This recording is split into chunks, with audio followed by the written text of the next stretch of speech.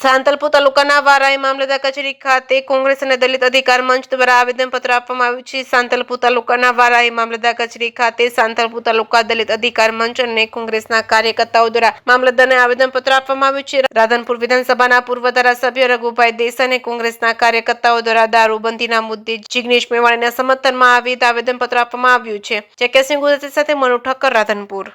વારાઈ ખાતે મામલતદાર કચેરીએ દલિત અધિકાર મંચ અને કોંગ્રેસ પક્ષ બંને થઈ અને જિગ્નેશભાઈ મેવાણીના સમર્થનમાં આજે અમે આવેદનપત્રક આપ્યું છે। આવેદનપત્રકની અંદર ખાસ અમારી માગણીઓ એવી છે કે અત્યારે ગુજરાતની અંદર અને ખાસ કરીને અમારા જિલ્લામાંથી છીએ તો અમારા જિલ્લા પાટણની વાત કરવા જઈએ તો સાંતલપુર તાલુકાનું આજે આપવા આવ્યા છીએ તો દરેક તાલુકાની અંદર આખા જિલ્લામાં દારૂ, ડ્રગ્સ, જે એનડીપીએસ તમામ ગુનાઓ છે અને તાત્કાલિક ધોરણે રોકવામાં આવે અને જે કંઈ આરોપીઓ છે એમને પકડી અને તાત્કાલિક ધોરણે પૂરવામાં આવે।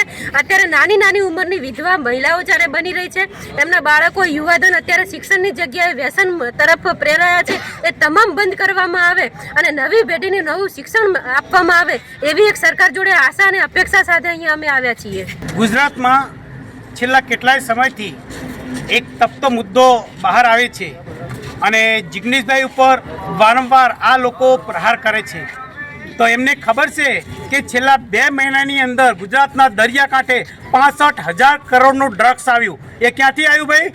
દરરોજે દરરોજ દેશી દારૂ, ઇંગ્લિશ દારૂની ગાડીઓ પકડાય છે। એ ક્યાંથી પકડાય છે? આ બધું જ સરકારની રહેમની નજર નીચે ચાલે છે।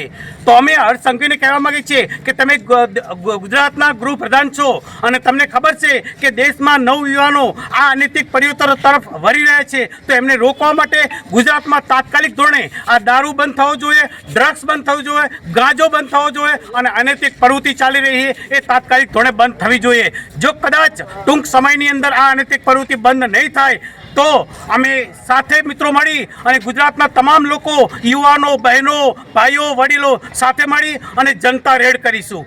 બસ આ જ અમારે કોંગ્રેસ પક્ષના લોકોની માંગણી છે કે તાત્કાલિક ધોરણે ગુજરાતની અંદર આ જે અનૈતિક પ્રવૃત્તિ ચાલી રહી છે એ બંધ કરવામાં આવે। જય હિન્દ।